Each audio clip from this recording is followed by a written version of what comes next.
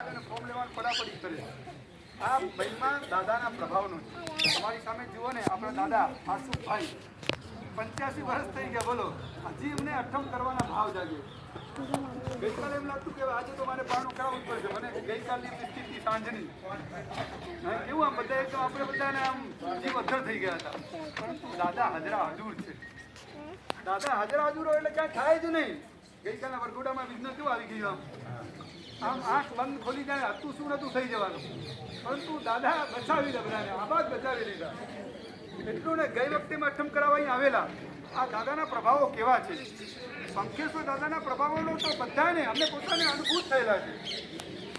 ગઈ સાલે તો ભયંકર ચારે બાજુ કોરોના, અને અમે લોકો 1 વર્ષથી ગયા હતા શંખેશ્વર, અને આ વાવ સંઘ દ્વારા આયોજન થયું, અને વારંવાર અમને સમાચાર આવે કે મહાત્માને મોકલો, કોઈ મહાત્મા નથી ને મહાત્મા વગર અઠમની મજા આવે નહીં। પરિવારની એટલી ભાવના, એટલી ભાવના, અને હવે અમારે કેવી રીતે નીકળવું, કોઈ આવવા માટે તૈયાર, કારણ કે શંખેશ્વર પોષી દસમ આવે, બધાને સાધુ સાધ્વીને કારણ કે ખરો મમત્વ હોય કે ભાઈ પોષી દસમ આપણને ક્યાં શંખેશ્વર મળે, આકર્ષણ હોય બધાને।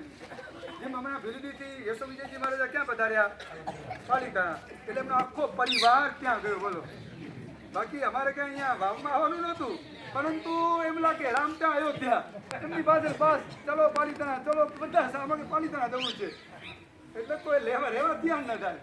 હવે ગઈ સાલ આટલી વિનંતી, અને આમ સીનુભાઈના અને એટલા ફોન આવે કે સાહેબથી ગમે તેમ તમારે મોકલવા જ પડે।